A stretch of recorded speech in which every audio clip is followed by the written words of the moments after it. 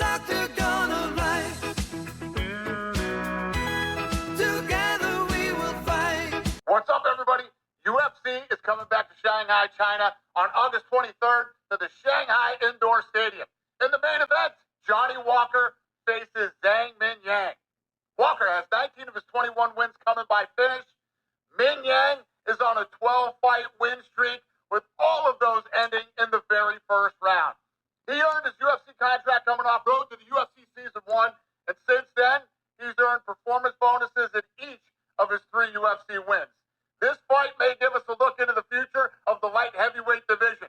And in the co-main event, Brian Ortega versus Aljamain Sterling. In this octagon of life, together we will fight.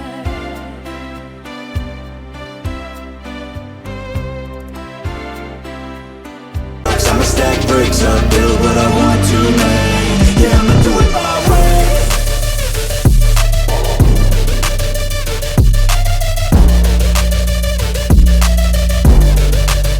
Yeah, I'ma do it my way.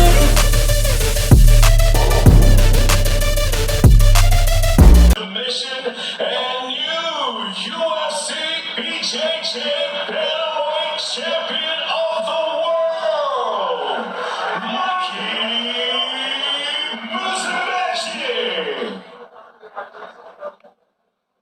Ladies and gentlemen, I'm here with your winner, Mikey Musumeci. You have the habit of making history here on this UFC BJJ stage to claim this bantamweight title. I mean, what's going through your mind right now? I'm just so happy, I've ever seen such a tough opponent. And I had to push really hard to get this win. Again, I'm just so happy right now. Well, we're happy for you. Well, thank you, Mikey. Congratulations once again, ladies and gentlemen, your winner and bantamweight champion. Sure, you've seen it. Craig Jones' video that he put out before the event. Have you seen it? I deleted Instagram last night. I think that was a smart play because I knew I'd possibly get some things from Craig, Gordon, all those people before going into this, but I just didn't feel like dealing with it for a day. Sure. So I'll probably see a lot of fun things when I install Instagram back on my phone. Well, it was basically like he hopes the event went well and he hopes it went off without hitch, but he seems to take... Oh, he was being nice? Well, it was a little double-edged. Like, he goes, I hope it goes well, and you can see all the rules that I created in the pit that I created on a big platform like UFC BJJ, and then he had a rocket launcher, and he blew up a doll of Dana White. People think I'm taking this UFC BJJ very personal, but I wish that finale today all the success in the world. Obviously, they stole the pit, the rules, the judges, the staff, the blocking staff from working our event, but I hope the finale goes off with a bang today, and all you guys tune in to watch my ideas come to fruition on the UFC YouTube channel.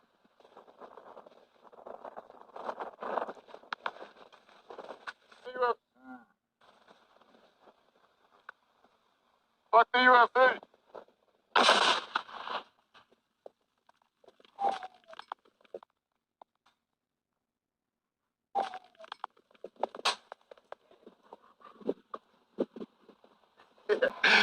Saying a whole bunch of other things. So I guess, do you have a message for... I know you haven't seen the video, but Craig seems to think that, this is all his ideas that the UFC has taken. Yeah, I really respect Craig. Thank you again for helping us create this format. You definitely had an impact on it with CGI. I think that showed us all that was a great rule-setting format. I have nothing bad to say about Craig. I'm just thankful that he helped grow our sport in the right direction. And then we used that format and we made it a bit better. I feel like we're growing our sport and we're making it a bit better, just like everyone else in jiu-jitsu, right? Craig took the karate combat pit. We took that karate combat pit and made it cooler. Then the rule set that Craig had with the 10-point must system, like ACB had, he took that from them. Then we made that better. So everyone in jiu-jitsu, everyone's using, learning, taking things from each other.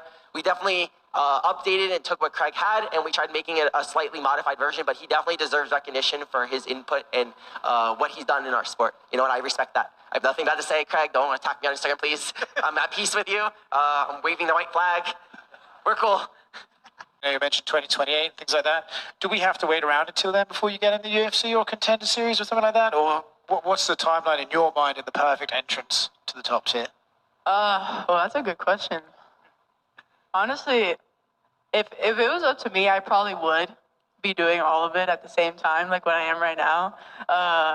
But I also feel like I could I see what, honestly, like if I had to be like super realistic, I feel like I'll have like a couple prelim fights for the UFC, and then once 2028 comes around, then I'll be like, okay, like is it okay if I don't fight just this year for 2028? I feel like I could see that happening, or I could see it happening just wrestling and doing jiu-jitsu and just fighting on UFC Fight Pass, and then signing with the UFC right after 2028.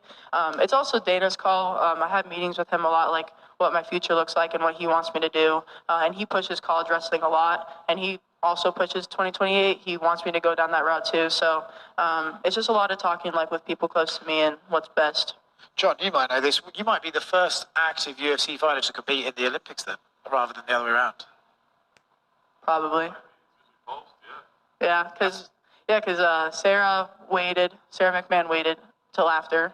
So did Henry, and so did Kayla. That's why Dana's pushing it. He wants that's. I mean, now that you say that, because I've never thought about that, now I want to do that because I'm always trying to just push myself. So thank you for that. Now I'm going to actually do that. To like, because your dad is probably one of the sharpest minds we've had in this sport, just from the beginning to now. What's it like to just be around him all the time? Because is it just constantly talking about like techniques and tactics, or is he sometimes just have you pump the brakes and just be dad sometimes? This is actually so funny you say that. In my parents' bedroom, they have carpet. So it'll be like a normal Tuesday night, like after training, and he's just in the room. He's like, Bella, like, I was like imagining this like in half guard and like going to octopus and grabbing the foot. And I'm like, this guy like never takes a break, ever. Like he props his iPad up while he's sleeping, listening to philosophy, jiu-jitsu matches, like just hearing it while he's sleeping, because he's saying, oh, they did a science study where if you're sleeping and you're listening to this, like you're getting so much information. And I'm just like he's just on a different level, like of like dedication with his like intellect and his love for the sport. Like I've never met anyone like that, like ever in my life.